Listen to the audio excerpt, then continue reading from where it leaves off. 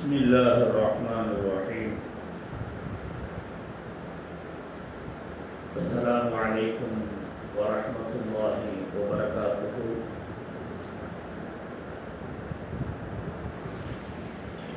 الحمد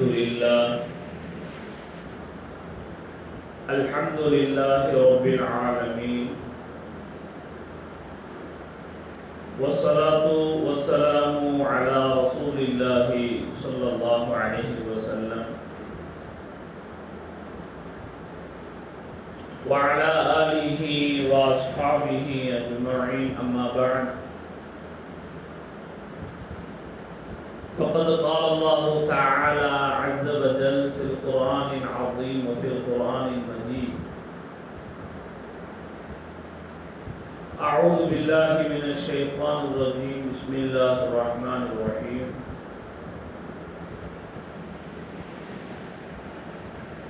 يا أيها الذين آمنوا اتقوا الله وكونوا مع الصادقين. وقال أيضا: يا أيها الذين آمنوا لا تلهكم أموالكم ولا أولادكم عن ذكر الله ومن يفعل ذلك فأولئك هم الخاسرون.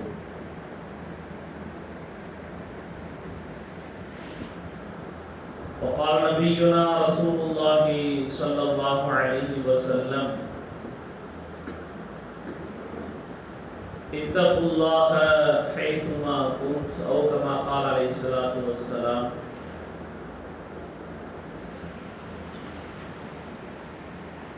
எல்லா புகழும் புகழ்ச்சியும் நம்மை படைத்து பரிபாலித்து பாதுகாத்து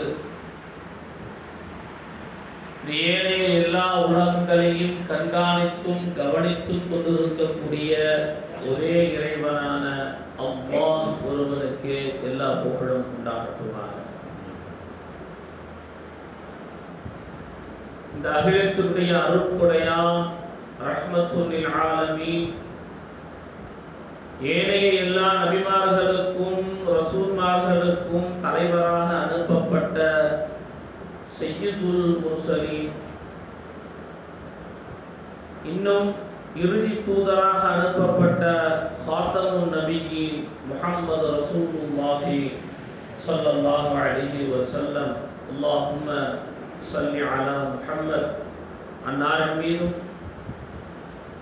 அதற்கு பிறகு வந்த சத்திய சஹாபாக்கள், தாபிஈன்கள், தபா தாபிஈன்கள், நாதாக்கள், ஷுஹதாக்கள், அவுலியாக்கள், முஹத்திதீன்கள், முஃபஸ்ஸிரீன்கள், குறிப்பாக அல்லாஹ்விடத்திலே ஒப்புக்கொள்ளப்பட்ட இந்த மார்க்கமான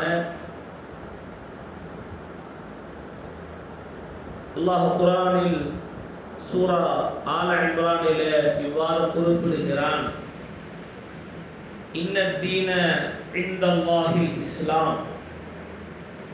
உலகத்திலே எத்தனையோ மதங்கள் இருக்கலாம், மார்க்கங்கள் இருக்கலாம், சமயங்கள் இருக்கலாம், கொள்கை கோட்பாடுகள் இருக்கலாம். ஆனால் ரப்பிற்கு பிடித்தமான, ரப்பிற்கு பொருத்தமான, ஒப்புக்கொள்ளப்பட்ட ஒரு ஷரீஅத்தாக, மார்க்கமாக இந்த மார்க்கத்தை அல்லாஹ் தஆலா ஏற்றிருக்கிறார்.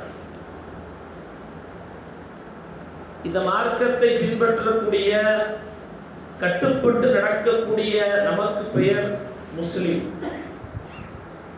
முஸ்லிம்னா கட்டுப்பட்டு நடக்கக்கூடியவர். முஃமின் என்று சொன்னால் நம்பக்கூடியவர். அல்லாஹ்வை நம்பணும், மலக்குமார்களை நம்பணும், அதற்கு நமக்கு முன்னால் அனுப்பப்பட்ட வேதங்களை நம்பணும், நமக்கு முன்னால் அனுப்பப்பட்ட 1,24,000 நபிமார்களை நம்பணும். நம்புறோம்ல, அதற்கு பேர் தான் ஈமான், முஃமின். அல்ஹம்துலில்லாஹ். ஒரு அற்புதமான பயானுடைய சபையிலே, மஜ்லிஸிலே நாம் எல்லாம் அமர்ந்திருக்கிறோம். இந்த வரக்கூடிய ரமலானை எப்படி நாம் கழிக்க வேண்டும், அந்த ரமலானில எப்படிப்பட்ட பங்களிப்புகள் நமக்கு இருக்க வேண்டும் என்ற விஷயங்களை எல்லாம் பேசுவதற்காக நாம் எல்லாம் இடத்தில் ஒன்றிணைந்திருக்கிறோம். அன்பான ஜமாத்தார்களே, அல்லாஹ் நம்முடைய எல்லோருடைய உள்ளங்களையும் அல்லாஹ் தஆலா ஒன்றிணைந்ததாக ஆக்கிக் கொள்வானாக. பயான் பேசுறதை விட பயான் கேட்கறது ரொம்ப கஷ்டம், ரொம்ப கஷ்டம். அதனால ஒரு சபையில் நம்ம இருக்கிறோம், அமர்ந்திருக்கிறோம்னா முழுமையாக அதில் இருந்து அந்த சபையை கண்ணியப்படுத்தி வெளியே செல்லக்கூடியவர்களாக நாம் இருக்க வேண்டும். பயானிலே நாம் செல்வதற்கு முன்பதாக சில விஷயங்களை நாம் புரிந்து கொள்ள வேண்டும். நாம் எப்படிப்பட்ட ஷரீஅத்தை பின்பற்றி கொண்டிருக்கிறோம் என்று சொன்னால், அருமைநாயகம் ரசூலுல்லாஹி ஸல்லல்லாஹு அலைஹி வஸல்லம் அவர்கள் இந்த உலகத்திலே இறை தூதராக அனுப்பப்பட்ட போது, நான் அடிக்கடி சொல்வதுண்டு, சில பேர் கஷ்டம், ரொம்ப கஷ்டமா இருக்கு, நமக்கு வேலை செட் ஆகல, குடும்பம் செட் ஆகல, வியாபாரம் செட் ஆகல, சொல்லப்போனால் சில பேர் வாழவே பிடிக்கலன்னு சொல்லுவாங்க. வாழவே, உலகத்தில் இருக்கவே பிடிக்கல. அவரிடத்திலே நாம் இதை சொல்ல வேண்டும், அருமை நாயகம் ஸல்லல்லாஹு அலைஹி வஸல்லம் அவர்களுக்கு கிடைத்த சோதனை போல் அல்லாஹ் நம்மை சோதித்துக் கொண்டிருக்கிறானா? நபிக்கு அல்லாஹ் சோதனை கொடுத்தான்ல, எப்படிப்பட்ட சோதனை? பிறப்பதற்கு முன்பதே, நபி இன்னும் பிறக்கல, உலகத்துக்கு வரல, தாயுடைய வயிற்றிலே 5 மாத கர்ப்பமாக அவர்கள் இருக்க வைக்கப்படும் பொழுது, அவருடைய தந்தையார், அவங்க பேர் என்னவாப்பா? நபியுடைய தந்தையார் பேர் என்ன? அப்துல்லா. அவங்க வஃபாத் ஆகிறார். சரி, நபி பிறக்கிறாங்க, சிறு குழந்தையாக இருக்கிறாங்க, தாயோடு அவர்கள் வளர்க்கப்படுகிறார் என்று பார்த்தால் இல்லை. அரபு நாட்டுடைய வழக்கம், தன் பிள்ளைகளை கிராமத்திலே அனுப்பி வைத்து பால்குடி கொடுத்தவர்களுக்கு வளர்ப்பது அவருடைய வழக்கம். நபியை கொண்டு போய் ஹலிமா அம்மாட்ட போய் விடுறாங்க. அம்மாட்ட இல்ல, பிறகு வர்றாங்க 6 வயதுல. 6 வயசுல என்னங்க தெரியும்? 6 வயதுல நபிக்கு என்ன தெரியும்? தாயார் வஃபாத் ஆகிறாங்க, ஆமினா அம்மா வஃபாத் ஆகிறாங்க. பிறகு அவருடைய பாட்டனார் அப்துல் முத்தலிப், அத்தாவுடைய அத்தா அப்துல் முத்தலிப் எடுத்து வளர்க்கிறார்கள். இதுவரை எத்தனை மூத்தா இருக்கு? 2. மூணாவதா யார் மூத்தா போறாங்க? 8வது வயசுல அப்துல் முத்தலிப் மூத்தா போறாங்க. அப்துல் முத்தலிப் வஃபாத் ஆகிறாங்க. தாதாவும் மூத்தா போயிட்டாங்க, அம்மாவும் மூத்தா போயிட்டாங்க, அத்தாவும் மூத்தா போயிட்டாங்க. பிறகு ஹஸரத் அலி ரலியல்லாஹு அன்ஹு கல்வியின் வாசல், அவருடைய தகப்பனார் அபூ தாலிப், அபூ தாலிப் அவருடைய பொறுப்புல வர்றாங்க. பொறுப்பிலே 8 வயதிலிருந்து கிட்டத்தட்ட 40 ஆண்டுகள் ரசூலுல்லாஹி ஸல்லல்லாஹு அலைஹி வஸல்லம் அவர்களை கண்ணும் கருத்துமாக பாதுகாப்பாக எதிரிகளிடமிருந்து அவர்களை பொக்கிஷமாக வைத்து வளர்த்தவர்கள் அபூ தாலிப். அவங்க வஃபாத்தாக போறாங்க, ஸல்லல்லாஹு அலைஹி வஸல்லம் வீட்டுக்கு போறாங்க, அவங்க படுத்து கிடக்குறாங்க. நபிக்கு பெரிய தாதானே, வாப்பா எப்படியாவது கலிமா சொல்லிருங்க, எப்படியாவது லா இலாஹ இல்லல்லாஹ் அஷ்ஹது அல்லா இலாஹ இல்லல்லாஹ் வ அஷ்ஹது அன்ன முஹம்மதன் அப்துஹு வ ரசூலுஹு. கலிமா சொல்லிருங்க. நீ இஸ்லாத்தை ஏத்துக்கல, கலிமா சொல்லுங்க, அல்லாஹ்ட்ட நான் என்ன செஞ்சுக்கிறேன், நான் பேசிக்கிறேன். இது அவங்களுடைய 48வது 49வது வயதில் நடக்கக்கூடிய சம்பவம். அபூ தாலிப் சொன்னாங்க, நான் இந்த இஸ்லாத்தை ஏற்றுக்கொண்டு விட்டால் குறைஷி பெண்கள் என்னை கேலி செய்து விடுவார்கள். அபூ தாலிபும் மௌத்துக்கு பயந்து இஸ்லாத்தை ஏற்றுக்கிட்டார் என்று சொல்லிடுவாங்கன்னு நான் சொல்ல மாட்டேன். தன் முகத்தை திருப்பிக் கொண்டார். அல்லாஹ் வசனம் இறக்கினான். சூரத்துல் கஸஸ்ல வருது, இன்னக லா தஹ்தி மன் அஹ்பப்த, நபியே நீங்கள் யாரை விரும்புகிறீர்களோ அவர்களுக்கு இந்த ஹிதாயத்தை நாங்கள் கொடுக்க முடியாது.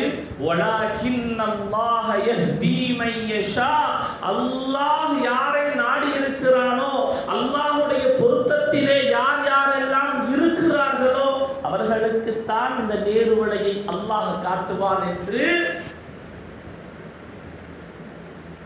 இன்னைக்கு நமக்கு கிடைத்த இந்த ஹிதாயத், நம்ம அதில் இருக்கோம்ல, இல்லாமல் நம்ம இஸ்லாத்துக்குள்ள வரலையே. அந்த பாக்கியம் வேணுமே, நபிகளாரை பாதுகாத்து. எப்படிப்பட்ட இந்த மார்க்கத்தில் இருக்கக்கூடிய நாம் எப்படிப்பட்ட பழக்க வழக்கங்களை, எப்படிப்பட்ட உதவிகளை நாம் செய்ய வேண்டும். சர்வசாதாரணமாக மற்றவர்கள் ஏதோ சொல்லி விடுவார்கள், பேசி விடுவார்கள் என்பதற்காக திருமணத்தை எப்படிப்பட்ட ஆடம்பரத்தை கொண்டு செலவு செய்து கொண்டிருக்கிறோம். கவலைப்படுவோம், அழைப்பு கொடுத்தா முதல்ல பந்தியில் போய் யாரும் உட்காருவோம், கவலைப்படுவோம். ஆனால் ஃபர்ஸ்ட் ஆளா சலாம் அலைக்கும் நம்ம தான்.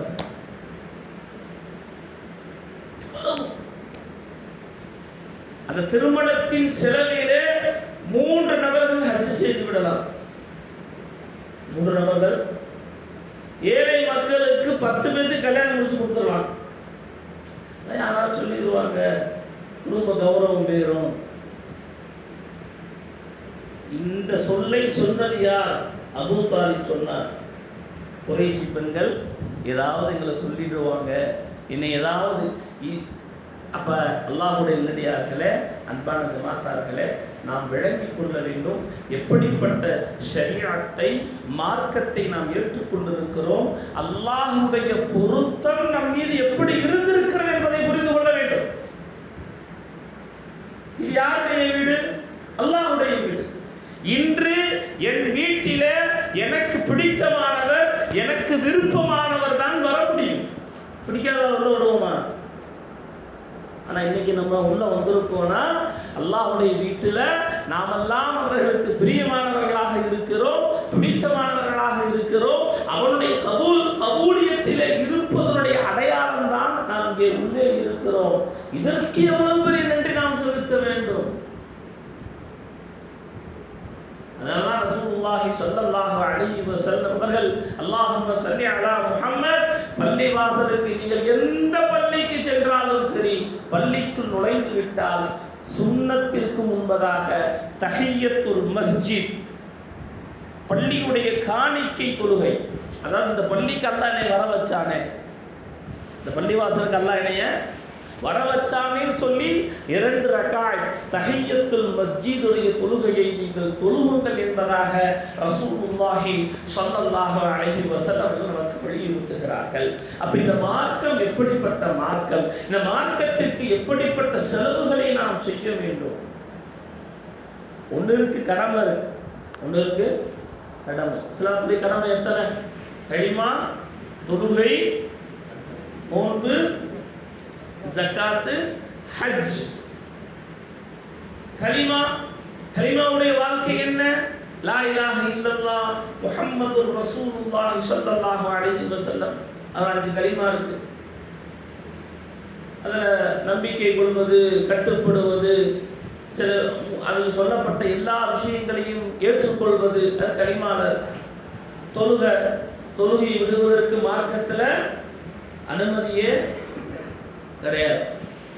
மற்ற கடமைகள் கூட, நோன்பு இருக்கட்டும், நோன்பை நீங்கள் என்ன செய்யலாம், உட முடியல, பயணம் போறீங்க, தவிர்க்க முடியாத பயணங்கள் வருகிறது என்று சொன்னால் நீங்கள் நோன்பை விட்டு விடலாம். அந்த நோன்பை நீங்கள் திருப்பி எடுத்து வைத்துக் கொள்ளலாம்.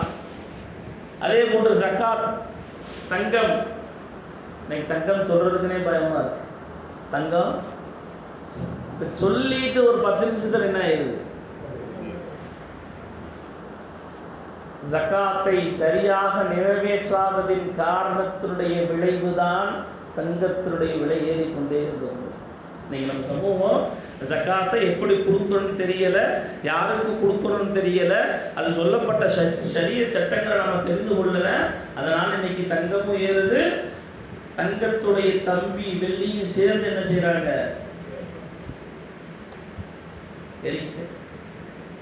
இப்ப ஜகாத்துடைய விஷயம், ஹஜ் யாருக்கு உடல் வலிமையோ போகக்கூடிய பண வலிமையோ பணம் இருக்கிறதோ ஹஜ். ஆனால் தொழுகையை மட்டும் ஸல்லல்லாஹு அலைஹி வஸல்லம் அவர்கள் ஒருபோதும் யாரும் இடக்கூடாது.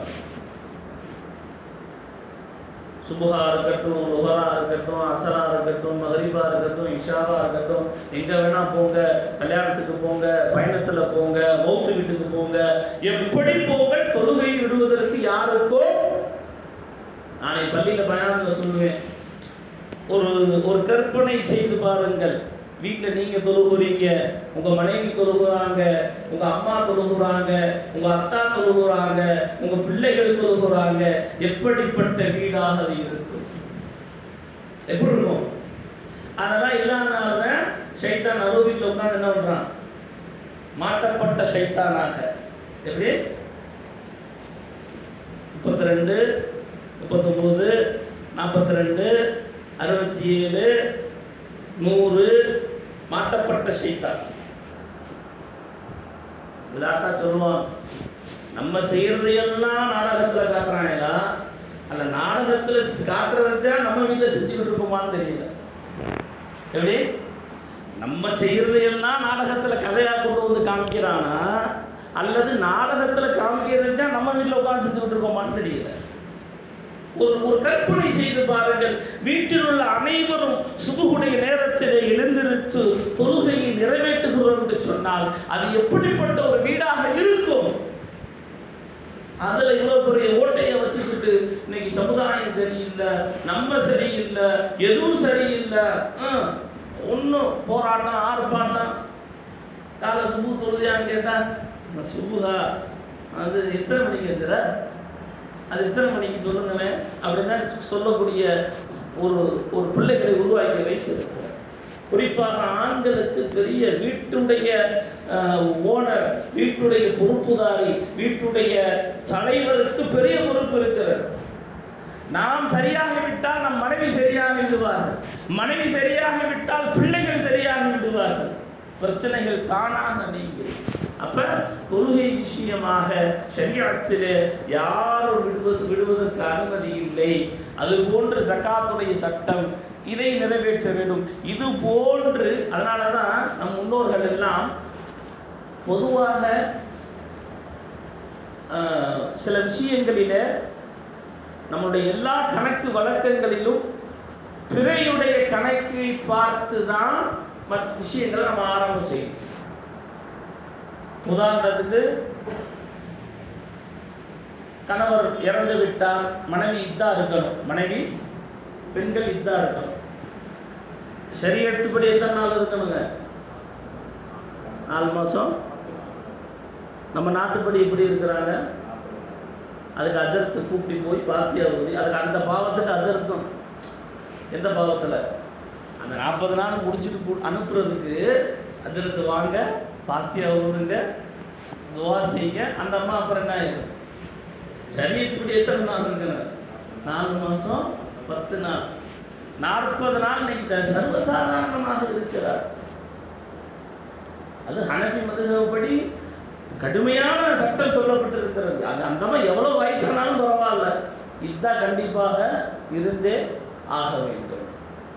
அப்ப அந்த இத்தாவுடைய கணக்கை பிறைப்படி வைக்க வேண்டும் என்பதாக சொல்றார்.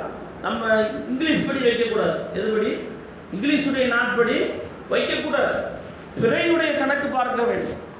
அதனால்தான் ஸல்லல்லாஹு அலைஹி வஸல்லம் அவர்கள் ஒவ்வொரு மாதமும் நீங்கள் பிறையை கணக்கிடுங்கள். பிறையுடைய விஷயம், பிறையை பாருங்க. ஒவ்வொரு மாதமும் பிறையை போய் பார்ப்பது சுன்னத்தான விஷயம். அந்த துவாவை ஓதுங்க.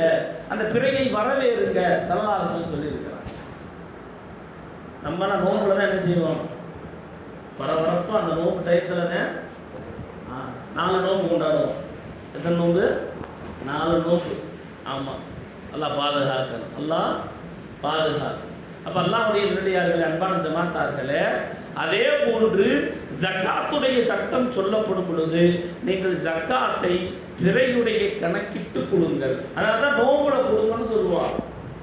நோம்பு மாதம் வந்துருச்சுன்னா என்ன செய்யணும், நோம்பு கணக்கிட்டு அதே மாதிரி நகைக்கு சரி வெள்ளிக்கு சரி நம்மளிடத்தில் இருக்கக்கூடிய அந்த பணம் செலவாகாமல் 1 வருட காலம் அது ஜக்காத்துக்குள்ள போயிட்டீங்கன்னா மாஷா அல்லாஹ் நிறைய சட்டங்கள் இருக்கிறது, நிறைய சட்டம். அதுக்கு அடுத்தபடியாக உதவிகள் என்று வரும் பொழுது அல்லாஹ் சொல்கிறான், நீங்கள் குர்ஆனில் எந்த ஆயத்தை எடுத்தாலும் சரி, குர்ஆனை எந்த ஆயத்தில் எடுத்தாலும் சரி, அல்லாஹ் சொல்லுகின்ற வார்த்தை, உங்களுக்கு நாங்கள் கொடுத்ததிலிருந்து நீங்கள் செலவு செய்வீங்கள். அல்லாஹ் எப்படி சொல்றான், உங்களுக்கு நானா. ஆனால் இன்னைக்கு நம்ம என்ன சொல்றோம், ஏன் வண்டி, ஏன் வீடு, ஏன் பைக்கு, ஏன் ஏன் என் என் சொல்லி சொல்லி சொல்லி கடைசியில் நான் இல்லாட்டி எதுவுமே நகராது, நடக்காது சொல்றான் மனுஷன். குடும்பத்தில் போய் தைரியமாக சொல்லுவோம், நான்லாம் இல்லாட்டி இன்னும் சொல்லுவோம், உன்னையெல்லாம் யார் கல்யாணம் பண்ணியிருப்பான்னு சொல்லுவோம். சாயங்காலம் அவங்க சொல்லுவாங்க, நானா இல்லாட்டி உனக்கு யாரையா கிடைச்சிருப்பான்னு அவங்க சொல்லுவாங்க. இப்போ நான் என்ற வார்த்தைகள், அதாவது என் பொருள் சொல்லி சொல்லி சொல்லி நான் என்ற வார்த்தையை பயன்படுத்தி அதை பெருமையாக எடுத்துக்கொண்டு அல்லாஹ் குர்ஆனில் சொல்கிறான், நாம் அனுபவிக்கிற அத்துணை சொத்துக்களும் நம்ம வச்சிருக்கிறக்கூடிய எதுவாக இருக்கட்டும், இது எல்லாம் அல்லாஹ் நமக்கு கொடுத்தது, அதை அல்லாஹ்வுடைய பாதையிலே செலவு செய்யக்கூடியவர்களாக உருவாகும். அந்த சிந்தனை வரணும். கொஞ்சமோ நிறையாவோ அது நம்மளுடைய உள்ளத்தை பொறுத்து. வாங்குறாலும் கொஞ்சம் கொடுக்குற ஆளுகளிட்டமும் சரியான கண்ணியத்தை நடத்த வேண்டும், நிறைய கொடுக்குற ஆள்கிட்டையும் சரியான கண்ணியத்தை என்ன செய்யணும். அந்த 100 ரூபாய்க்கு ஒரு கண்ணியம், 10,000 ரூபாய்க்கு ஒரு கண்ணியம் செலுத்தக்கூடாது, 2 பேரும். ஏன்னா அவர்கள் கொடுக்கக்கூடிய அந்த மனம், அந்த உள்ளம் இருக்கிறதே நமக்கு வரும். சம்பவங்கள் எவ்வளவு கேள்விப்பட்டிருக்கிறோம். ஸல்லல்லாஹு அலைஹி வஸல்லம் அவர்கள் ஒரு முறை போருக்கு போகிறாங்க, போருடைய தேவை வந்து விட்டது. சுபுகுக்கு பிறகு அறிவிப்பு செய்கிறார்கள். எல்லா சஹாபாக்கட்டையும் சொல்றாங்க, ஹஸரத் அபூபக்கர் ரலியல்லாஹு அன்ஹு அவர்கள் உலகத்துல நபிக்கு கிடைத்த அந்த நண்பன், நபியுடைய ஃப்ரெண்டு யாரு, ஹஸரத் அபூபக்கர் சித்தீக். அவங்கள மாதிரி நமக்கு நண்பர்கள் கிடைக்கும். நமக்கு வாட்சத்தெல்லாம் எப்படி குழியை கொண்டுறதும், அந்த குழியில் பிடிச்சி நம்மளை தள்ளி விடுறதும், ஒன்றும் இல்லாமல் ஆக்குறதும், எந்த ஆலோசனையும் கொடுக்காம. ஒரு ஆள்கிட்ட கேட்பான், உன் பிரச்சனை தான்ப்பா என்ன, பக்கத்தில் ஃப்ரெண்டாக பார்த்துருவேன், இவன் தான் எனக்கு பெரிய பிரச்சனை, என்னை விட்டு போகவே மாட்டேன், என் கூடயே இருந்து நான் என்னென்ன யோசிக்கிறேனோ அதுக்கு மாற்றமாக அவன் ஆலோசனை கொடுக்குறான். அப்போ ஹஸரத் ஸல்லல்லாஹு அலைஹி வஸல்லம் அவர்களுக்கு கிடைத்த அந்த நண்பன் ஹஸரத் அபூபக்கர் சித்தீக் அவர்களை போல நண்பர்கள் நமக்கு கிடைக்க வேண்டும். எல்லா நேரங்களிலும் மியாராஜுடைய சம்பவங்கள், மியாராஜ் அபூபக்கர் சித்தீக் உண்மையாளர் என்ற பெயர் வரக்கூடிய காரணம், மியாராஜுக்கு போயிட்டு வந்தாங்க, அந்த சம்பவத்தை எல்லாம் சொல்றாங்க. சஹாபாக்களை யோசிக்கிறாங்க, எப்படி போயிட்டு வர முடியும். அந்த சம்பவம் பெரிய நீண்ட சம்பவம். அந்த முழு சம்பவத்தையும் ரசூலுல்லாஹ் நீங்கள் சொல்கிறீர்களா, அல்லாஹ் உங்களுடைய வார்த்தையில் ஒருபோதும் பொய் என்றது கிடையாது, நான் ஏற்றுக்கொள்கிறேன், நீ போயிட்டு வந்தீங்க, நான் நம்புறேன். சித்தீக் அப்படிப்பட்ட அபூபக்கர் ரலியல்லாஹு அன்ஹு அவர்கள் எல்லா விஷயங்களிலும் முன்மாதிரியாக இருந்தார். எப்படி அறிவிப்பு செய்கிறாங்க, நம்ம போருக்கு போகணும், உங்களுடைய வீட்டில் உள்ள பொருட்களை எல்லாம் கொண்டு வாருங்கள் என்று சொல்லும் பொழுது உமர் ரலியல்லாஹு அன்ஹு அவங்க பெரிய சஹாபி, வீரமுள்ள வீரமுள்ள சஹாபி தானே. அவருடைய நாவல யார் பேசுறா? ரப்பு. அவங்க ஒரு பாவத்தை நினைச்சு இந்த தவறுகள் இல்லாமல் இருந்திருந்தால் நன்றாக இருக்குமே என்று நினைத்து விட்டால் அல்லாஹ் தஆலா வசனத்தை இறக்கி விடுவார். குர்ஆன்ல ஆரம்ப காலகட்டத்தில் மதுவுடைய தடுப்பு சட்டம் வரும்போது, அது மதுவை சாராயத்தை தமிழ்நாட்டுக்காரே மாதிரி பேர் வைக்கிறதுல ஒன்றா நம்பர், அதுக்கு பேர் என்ன பேர் வச்சுருக்கோம்? தண்ணி அடிக்க போகலாமான்னு கேட்பான். குடிக்கிற தண்ணியை அதில் பேர் வச்சுருக்கான். தமிழ்நாட்டுக்காரன் மாதிரி பேர் வைக்கிறதுல யாரும் மிஞ்ச முடியாது, பெரிய ஆள். அப்போ ஒரு சட்டம் இருந்தது. அல்லாஹ் சொல்கிறான் ஆரம்பத்தில் மதுவுடைய விஷயத்துல சொல்றான், இது ரொம்ப கேடு, யாரும் கிட்டக்க போகாதீங்க அப்படின்னு அல்லாஹ் குர்ஆன்ல சூரா பக்ரால சொல்றான். அப்ப அடுத்து ஒரு வசனம் இறங்குகிறது, நீங்க தொழுகைக்கு வரும்போது மட்டும் குடிக்காமல் வாங்க. தொழுகு லா தக்ரபு ஸலாத்த வ அன்தும் சுகாரா, சூரத்து நிசால. அடுத்து அல்லாஹ் தஆலா ஹஜ்ரத் உமர் ரலியல்லாஹு அன்ஹு அவர்கள் பெரிய கவலைப்பட்டார்கள். அல்லாஹ் குர்ஆனில் இறக்கினான், இன்னமல் ஹம்ரு வல் மைஸிரு வல் அன்சாப், முற்றிலுமாக தடை செய்யப்படும். முற்றிலுமாக தடை செய்யப்பட்டே நம்மால் எப்படி திடீர்னு பார்த்துக்கணும். அது மட்டும் சட்டம் மட்டும் இருந்துச்சுன்னா அவ்வளோதான். நம்மளை ஒரு பாடுபடுத்தி ஒன்றும் இல்லாமல் ஆகியிருப்பாங்க, ஒரு பாடுபடுத்தி ஒன்றும் இல்லாமல் ஆகியிருப்பாங்க. சட்டம் வந்தே அல்லாஹ் தஆலா பெரும் பாவங்களிலிருந்து நம்மளை பாதுகாப்பானாக. பாவங்களை வெறுக்கக்கூடிய தன்மையை அல்லாஹ் தஆலா உள்ளத்தில் ஏற்படுத்துவானாக. அப்ப அறிவிப்பு செய்கிறாங்க, இதில் அபூபக்கர் ரலியல்லாஹு அன்ஹு அவர்களை எப்படியாவது இன்று முந்திவிட வேண்டும். அவர்களை அவங்க கொண்டு வர பொருளிலிருந்து அதற்கு ஒரு அதிகப்படியான பொருளை நாம் கொண்டு போக வேண்டும் என்று நினைத்தாங்க. அதற்கு உமர் ரலியல்லாஹு அன்ஹு அவங்க போனாங்க. உமர் ரலியல்லாஹு அன்ஹு சில பொருட்களை கொண்டு வந்தார்கள். ஸல்லல்லாஹு அலைஹி வஸல்லம் கேட்டாங்க, யா உமரே என்ன கொண்டு வந்தீங்க? யா ரசூலல்லாஹ், என் வீட்டிலிருந்து பாதி சொத்துக்களை நான் கொண்டு வந்து விட்டேன். என் வீட்டில இருந்து பாதி சொத்தை கொண்டு வந்து விட்டேன். அடுத்து அபூபக்கர் ரலியல்லாஹு அன்ஹு அவர்கள் வந்தாங்க, யா அபூபக்கரே, யா அபூபக்கர், நீங்க என்ன கொண்டு வந்தீங்க? நீங்க என்ன கொண்டு வந்தீங்க? ரசூலுல்லாஹே, அல்லாஹ்வின் தூதரே, என் முழு சொத்துகளையும் நான் கொண்டு வந்தேன். என் முழு சொத்து. அப்ப வீட்டில் என்னதான் விட்டுட்டு வந்தீங்க? அல்லாஹ்வையும் ரசூலையும் விட்டு வந்தேன் என்பதாக. இன்றைய காலகட்டத்தில் இருக்கக்கூடிய நம்மிடத்தில் இருக்கக்கூடியவர்கள் இந்த பள்ளிவாசலுக்கும் மதரசாவுக்கும் ஏதாவது உதவி செய்யலாம்னு இருக்கேன், ஏதாவது உதவி செய்யலாம்னு இருக்கேன் அப்படின்ட்டு யாராவது ஒரு ஆலோசனை சொன்னார்னா அவர் என்ன சொல்லணும்? போய் செய்யுங்கன்னு சொல்லணும், இல்லைன்னா செய்யக்கூடாது. செய்யலாம்ப்பா, அந்த பள்ளிவாசல் நிர்வாகம்னா கொஞ்சம் சரியில்லை, அது வேணாம், இப்படி கெடுத்துறாளே வச்சிருக்கோம் கூட. அவர் ரெடியா இருப்பாரு, ஆலோசனை எப்படியா பள்ளிக்கு தான் செய்யலாம். ஒரு ஆலோசனை கேட்டால் என்ன சொல்லணும்? செய்யலாம் சொல்லணும். அது செஞ்சா நிர்வாகத்துக்கு தான் பேர் போகும், தலைவருக்கு போகும், செயலாளருக்கு போகும், பொருளாளருக்கு போகும், எல்லாத்துக்கும் போகும். அந்த இது வேணாம். இப்படி கெடுக்கக்கூடியவர்கள் என்று அதிகமாகி விட்டார். எல்லாம் அனைவரையும் பாதுகாப்பாராக. குர்ஆன்ல சூரத்துல் முனாஃபிகூன்ல கடைசி அந்த 3 ஆயத்துக்களை அல்லாஹ் சொல்கிறான். யா அய்யுஹல்லதீன ஆமனு, ஓ ஈமான் கொண்டவர்களே, லா துல்ஹிக்கும் அம்வாலுக்கும் வலா அவுலாதுக்கும் அன் திக்ரில்லாஹ், அல்லாஹ்வுடைய நினைப்பை விட்டும் அவனை நினைவு கூறுவதை விட்டும் உங்களுடைய பிள்ளைகளும் சரி, உங்களுடைய பொருட்களும் சரி, உங்களை பாராமுகமாக பொடுபோக்காக உங்களை ஒதுக்கி வைத்து விட வேண்டாம். அல்ல என்ன சொல்றான்? உங்க பிள்ளைகளும் சரி, உங்களுடைய பொருட்கள் சொத்து ஏன்னா இன்னைக்கு வந்து நம்ம பிள்ளைகளாக இருக்கட்டும், சொத்து சுகமாக இருக்கட்டும், நம்மளை வந்து நல்ல விஷயங்களை செய்வதற்கு ஒன்று செய்ய போனா நம்ம என்ன யோசிப்போம்? இப்போ நமக்கு கவலை வந்திருக்கும். ஏன்னா ரமதான் வந்துருச்சு, ரமதானே வந்துருச்சு.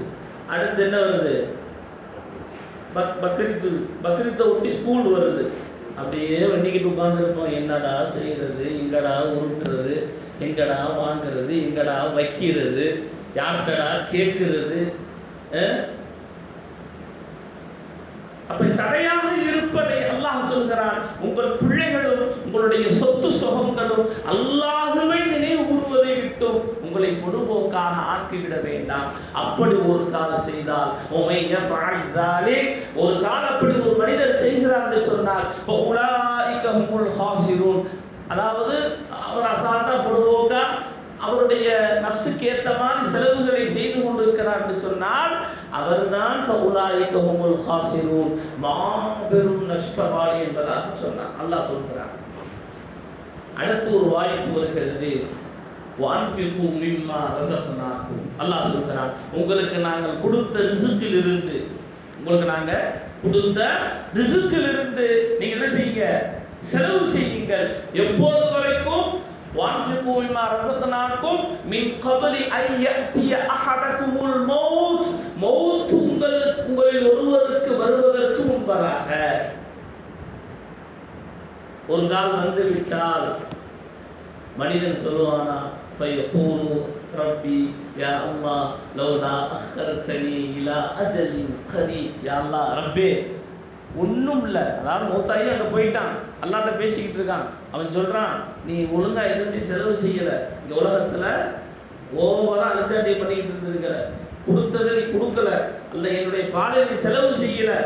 அப்போ மனிதன் சொல்லுவானா, ரப்பி லவ்லா அஹ்ஹர்தனி இலா அஜலின் கரீப், ஒரு 10 நிமிஷம் முடியாதா, மறுபடியும் எனக்கு உயிரை கொடுத்து ஒரு 5 நிமிடமோ அல்லது 2 நிமிடமோ உலகத்துக்கு அனுப்பிச்சு விடு. எல்லாத்தையும் என்ன பண்ணிடுறேன்? முஸ்லீம் ஜமாத் பள்ளிக்கு எழுதி வச்சுட்டு வந்துடுறேன். முஸ்லீம் ஜமாத் ஜுமா பள்ளி வாசலுக்கு எழுதி வைத்து வந்து விடுகிறேன் என்று சொல்லும் பொழுது அல்லாஹ் சொல்லுவான், ஒரு மனிதனுக்கு மரணம் என்று அல்லாஹ் எழுதி வைத்து விட்டார். பிந்தவும் செய்யாத முந்தம், அதாவது டைம் முடிச்சு. சில பேர் காலையில அதாவது வெள்ளனமா எந்திரிச்சு மௌத்தை பத்தி பேசினா என்ன சொல்லுவாங்க? பேசுறதுக்கு ஒரு நல்ல வார்த்தை இல்லையாங்க, காலங்காத்தால மௌத்தை பத்தி பேசுறீங்க. ஆனா நைட்டு ஒவ்வொரு நாளும் தூங்கும் போது சின்ன மௌத்தோட தான் தூங்கும். அல்லாஹும்ம பிஸ்மிக்க என்ன அர்த்தம்? என்ன யாரெல்லாம் அவன் பேரை கொண்டு மௌத்தா போனேன்.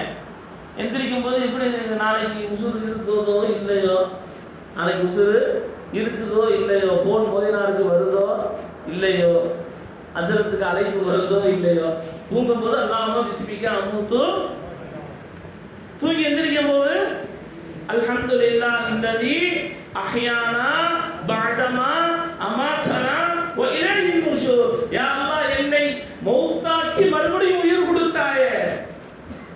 டெய்லி அட்டன் பண்ணிக்கிட்டு இருக்கான். ஆனால் காலையில் மட்டும் மௌத்தை பற்றி தயவு செய்து பேசுகிறார். இல்லை சொன்னால் மௌத்து வந்துருமா? அல்லாஹ் எப்படி எழுதியிருக்கானோ அப்படிதான் மௌத்து வரப்போகுது. அப்போ அல்லாஹ் அந்த ஆயத்திலே சொல்கின்ற நோக்கம், இந்த உலக வாழ்க்கை இருக்கிறதே நமக்கு ஒரு பெரிய சோதனைகள். அல்லாஹ் என்னடியார்களே, இதில் கஷ்டப்பட்டு தான் இருப்போம். ஒரு நாள் சந்தோஷமாக இருப்போம், மறுநாள் கவலையிலே இருப்போம். ஆனால் நாம் செய்கின்ற வணக்கங்கள், இபாதத்துகள், நம்ம செய்கிறோம்ல, தொழுகையா இருக்கட்டும், நோன்பா இருக்கட்டும், மற்ற நல்ல நல்ல பழக்கங்களா இருக்கட்டும், இது எல்லாம் நமக்கு ஒரு தைரியத்தை கொடுக்கும். என்ன கொடுக்கும்? வரலாற்றில் எழுதப்படுகிறது, இன்னும் 10 வருட காலத்திற்கு பிறகு 2026 2036 மனதால் கஷ்டப்பட்டவங்க, மனநோயாளின்னு சொல்லுவாங்கல்ல, போட்டு மண்டையில போட்டா முட்டை போட்டு கஷ்டப்படுத்தி இவங்க என்ன அதிகமாகிடுவாங்க ரிசர்ச்சில் சொல்கிறாங்க. ஏன்னா வீட்டில் நிம்மதி இல்லை, வியாபாரத்தில் நிம்மதி இல்லை, சந்தோஷம் இல்லை, கணவன் மனைவி சண்டை, வீட்டில் பிள்ளைகளுக்கு முன்னால் சண்டை இடுவதை நிறுத்தி கொள்ளுங்கள். அப்ப எப்படி அவன் அம்மாவை மதிப்பாங்க? நம்மளை நம்பி வந்தவர்களுக்கு மரியாதை நாம் கொடுக்கவில்லை என்று சொன்னால் நாம் பெற்றெடுத்த பிள்ளைகள் எப்படி அவருக்கு மரியாதை கொடுப்பாங்க? அப்ப இது போன்ற மனநோயாளிகள் 10 வருடத்திற்கு பிறகு அதிகமாக ஆகிவிடுவார்கள். அப்ப நாம் அதிலிருந்து எப்படி தப்பித்துக் கொள்ள வேண்டும்? வணக்கங்களை, இபாதத்துகளை அதிகமாக செய்து அல்லாஹ் அதுல ஒரு தைரியத்தை கொடுப்பான். அல்லாஹ் அதுல நீங்களா அப்படி இருக்கீங்க, உங்களுக்குலாம் கஷ்டம்னா வராதா? என்னெல்லாம் ஒரு ஆள் கேட்டார், இப்போ பார்த்தா சிரிச்ச முகமாகவே இருக்கீங்க, இப்போ பார்த்தா முகம் ஃப்ரெஷ்ஷாக அப்படி பொலிப்பாக இருக்கு. எப்படி கேட்கணும்? இப்படி இருக்கீங்களே, என்ன நல்ல விஷயம் செய்வீங்க அது சொல்லுங்க, நான் என்ன பண்ணுறேன், அப்படித்தானே கேட்கணும். அவர் வைத்தியத்தில் கேட்குறாரா இல்லை வேற எதுவும் கேட்குறான்னு தெரியும். முகம் எப்போ பார்த்து பொதுவாகவே இமாம்களுடைய முகங்கள் எல்லாம் பொலிவாக தான் இருக்கு. அல்லாஹ் அந்த பொலிவை வச்சிருப்போம். அதுக்கு தொழுகையாளிகள் முகம் நீங்கள் பாருங்களேன், 5 நேரம் தொழக்கூடியவர்கள், வணக்கம் செய்யக்கூடியவருடைய முகங்கள் எல்லாம் பார்க்க முகம் தனியாக காமிச்சு கொடுத்தோம். இப்போ நான் சொன்னேன், யாரையும் பற்றி தவறாக நினைக்காமல் இருங்க, உள்ளத்தை காலியாக்குங்க, யாரை பற்றி தப்பா நினைக்காது. அதனுடைய வெளிப்பாடு முகத்துல அப்படி இருக்கானே, கடை வைக்கிறானே, தொழில் வைக்கிறானே, அவன் வீடு வாங்கிட்டானே, அவன் கார் வாங்கிட்டானே, அவன் அதை வாங்கிட்டான், இப்படியே உள்ள போட்டு குழப்பி குழப்பி குழப்பி குழப்பி லூசா அந்த லூசாகிறதுக்கு மனநோயாளி. அது கண்ணியமா சொன்னா மனநோயாளி, இல்லாட்டி அதுக்கு பேர் பைத்தியம். அப்ப அல்லாஹ் என்னடியார்களே, அதிகமாக உதவி செய்வதற்கு தயாராக தடுக்கக்கூடாது. உடனே ஒரு ஆலோசனை கேட்கிறார். நான் விளையாட்டா சொல்லுவேன், குடும்பத்தில் நல்லா வாழ்றாங்கன்னு வைங்களேன், ஒரு 50 வருஷம் ஒருத்தர் நல்லா வாழ்றாரு அப்படின்னா அவங்கள்ட்ட போய் என்ன ஆலோசனை கேட்கணும்? அப்படிப்பட்ட ஆள்கிட்ட போய் ஆலோசனை கேட்கணும். ஒருத்தர் கல்யாணம் ஆயிடுச்சு, ஒரு 2 வருஷத்துல பிரச்சனை வந்துருச்சு, பிரச்சனை வரதான் செய்யும், வந்துருச்சு. அப்போ ஒரு 20 வருஷம் வாழக்கூடிய நபர்கிட்ட போய் என்ன செய்யணும்? அப்பா இந்த மாதிரி அவர் என்ன சொல்லுவார்? காலையில் சாரி, காலையில் நைட்டு சரி, காலையில் சாரி, 2 வார்த்தை. வாழ்க்கை நல்லா இருக்கணும்னா சரி சாரி, என்னம்மா சரிம்மா, தப்பு செஞ்சுச்சுன்னா சாரிம்மா, முடிஞ்சு போச்சு, வாழ்க்கை சந்தோஷம். இதைத்தான் அவர் சொல்லுவார். இவன் போய் விளங்காதவன்கிட்ட போய் ஆலோசனை கேட்டு, ஒன்றும் தெரியாதவன்கிட்ட போய் ஆலோசனை கேட்டு, நீ விட்டுமா அப்புறம் உனக்கு கிடைக்காத பொண்ணா, போய் தலாக்கை கொடுத்துரு வெளியே வந்து, இன்னைக்கு அப்படித்தான் வந்து நிற்கிறாங்க பள்ளிவாசல்.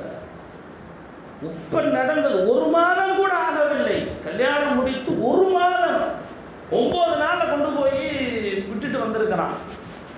என்ன புரிதல் இருக்கிறது வாழ்க்கையில்? அப்ப நன்றாக வாழக்கூடிய இடத்துல போய் ஆலோசனை கேட்கணும்.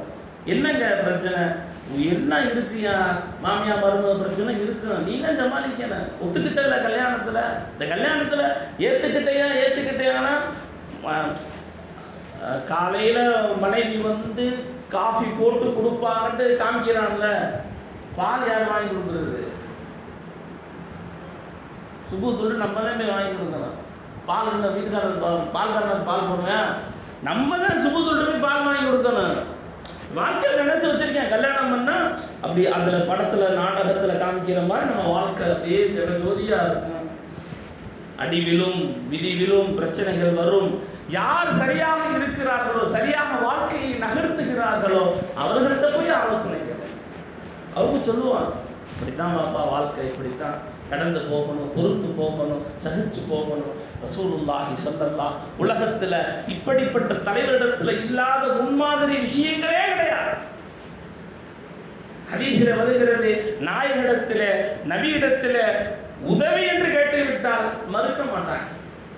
என்ன உதவி கேட்டாலும் செஞ்சு வழிகாட்டுறோம். இப்போ நம்மளால வந்து ஒருத்தர் வந்து அவன்கிட்ட உதவி கேட்கிறார், நமக்கு உதவி செய்ய முடியலன்னு வச்சுக்கோங்களேன். ஆனால் யார் செய்வார்கள் என்று நமக்கு தெரியும், அப்படித்தானே? இவங்கள்ட்ட போங்க, உங்களுக்கு எல்லாம் கிருபையை முடிச்சு கொடுத்துருவாங்க. இப்போ நம்ம பள்ளி இருக்குன்னா புதிதாக உருவான பள்ளி, பல தேவைகள் இருக்கும். அப்ப யார்கிட்ட போன காரியம் நடக்கும்? காரியத்தை எடுத்து கொடுக்கக்கூடியவர்களாக இருக்க வேண்டும், காரியத்தை கெடுக்கக்கூடியவர்களாக இருக்கக்கூடாது. அல்லாஹ் நம் அனைவருக்கும் அப்படிப்பட்ட நல்ல ஒரு வாய்ப்பை அமைத்து தருவானாக. எப்படி ஸல்லல்லாஹு அலைஹி வஸல்லம் அவர்கள் இந்த தீனிற்காக பல உதவிகளை செய்தார். நபி மக்கால இருக்கிறாங்க, 13 ஆண்டு காலம் அல்லாஹ்வுடைய கட்டளை வருது, போங்கன்றாங்க, போறாங்க. போய்கொண்டே இருக்கும் பொழுது மதீனால போய் பிஸ்மில்லாஹ்னு அவங்க முதல் செய்த காரியம் மஸ்ஜிது குபா. மஸ்ஜிது குபா யாரெல்லாம் உம்ராவுக்கு போயிருந்தீங்களோ, ஹஜ்ஜுக்கு போயிருந்தீங்களோ, அதில் நாங்கள் வேலைக்கு போனவங்க எல்லாருக்கும் தெரியும். பெரிய நன்மை. அங்கே போய் தொழுதா டிராவல்ஸ்காரன் அப்படியே பெருசாக சொல்லுவாங்க, ஆனால் பெரிய நன்மைகள் இருக்கிறது. சல்லாசனம் முத போய் பள்ளிவாசல் கட்டினாங்க. இந்த பள்ளிவாசலை வெறுமன ஒரு தொழுகும் இடமாக ஆக்க மட்டுமல்லாமல் நம்மளுடைய எல்லா பிரச்சனைகளுக்கும் தீர்வு தரக்கூடிய மஸ்ஜிதாக ஒவ்வொரு மஸ்ஜிதும் உருவாக வேண்டும். நீங்க அதை விட்டு எல்லாம் வெளியே போனனால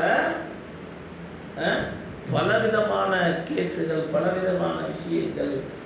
அல்லாஹ்வுடைய பள்ளிக்காண்டி உதவி செய்வதற்கு போட்டி போட்டு முயற்சி செய்ய வேண்டும், எப்படி சஹாபாக்கள் செய்தார்களோ. திருச்சி ஜமால் முகமது காலேஜ் இருக்கா இல்லையா, ஒரே நபர் கொடுத்த வக்ஃபு சொத்து. ஒரே நபர் கூட ஆள் கெடுக்கிற மாதிரி இருந்தால் என்ன கொடுத்துப்பார்? அவரு கொடுத்துக்க மாட்டார். அது போன்று பல வக்ஃபு சொத்துக்கள் இந்தியாவில் இருக்கு. எல்லாம் அல்லாஹ்வுடைய பாதைக்காண்டி நம் முன்னோர்கள் எல்லாம் நமக்கு கொடுத்து சென்றிருக்கிறார்கள். இதனுடைய நன்மைகள் எல்லாம் அவர்களுக்கு போய்கொண்டே இருக்கிறது. நமக்கும் நாளை கபூரிலே வரவேன் என்று சொன்னால் இந்த பள்ளி வாசலை சொல்ல போனால் பெரிய பொறுப்பு இந்த மஹல்லாதாரிகளுக்கு இருக்கிறது. எப்படிப்பட்ட உதவிகளையும் கொண்டு வரக்கூடியவர்களாக இருக்க வேண்டும். என்ன தேவையோ, இமாம்களுக்கு என்ன தேவையோ, முஅத்தின்களுக்கு என்ன தேவையோ எல்லாத்தையும் சரி செய்யக்கூடிய, அதாவது பிரச்சனை வரத்தாங்க செய்யும். உட்கார்ந்து பேசுன என்ன ஆயிரும்? சைத்தான் விட மாட்டேன், சைத்தான் செய்ய மாட்டேன், விட மாட்டேன். காலை சும்முக்கு அப்படித்தானே, தொழக்கூடாதுன்னு சொல்ல மாட்டான் சைத்தான், தொலை போவாதுன்னு சொல்ல மாட்டேன். இப்போ தனையா பாங்க சொல்லியிருக்காரு, அடுத்து என்ன சொல்லுவார்? அஸ்ஸலாத்து கைரும் மினன் நௌம். அது வரைக்கும் என்ன போடு, என்ன செய்ய, இப்படி படுத்திருக்கல, திரும்பி இப்படி போடு. அது சொல்றதுதான் சைத்தானே, சொல்றதுதான் யாரு? அது கேட்ட பிறகு மறுபடியும் காம சொல்லுவார்ல, அது வரைக்கும் என்ன செய்ய, காம சொல்லி முடிச்ச பிறகு மறுபடியும் தொழுகு. நமக்கு தான் எல்லாம் என்ன பண்ணியிருக்கான், தொழுக காமத்திலிருந்து 25 நிமிஷம் என்ன செய்யலாம், தொழுகலாம். அப்போ இப்படித்தான் செய்த ஒவ்வொரு நாளும் நம்மளை நன்மைகளை செய்வதை தடுக்க மாட்டான், பிற்படுத்துவான். பிற்படுத்தி ஒன்றும் செய்து விடாமல் ஆக்கி விடுவான். அது மாதிரிதான் உதவிகள். என்ன போய் கொடுத்துக்கிட்டு இப்ப போய் என்ன செஞ்சுக்கிட்டு பிற்படுத்துவான், தாமதப்படுத்துவான். அப்புறம் கடைசியில நமக்கு பெரிய செலவு வந்து அதை கொடுக்க முடியாம போயிடும். அல்லாஹ்வுடைய நல்லடியார்களே, அதிகமாக பள்ளிக்கு உடலாலும் பள்ளியுடைய தேவை ஏற்படுது.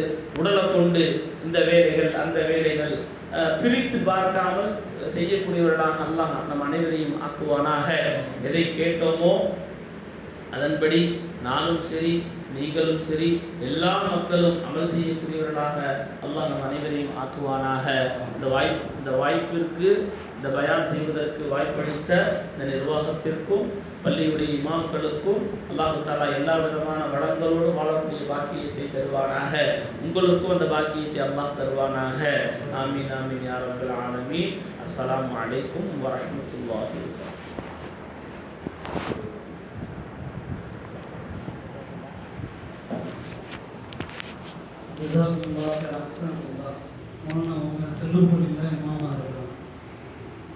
ஜெயலட்சுமி மதரசால ஓதி அதுக்கப்புறம் மதாங்கியில் பாசி முடிச்சுட்டு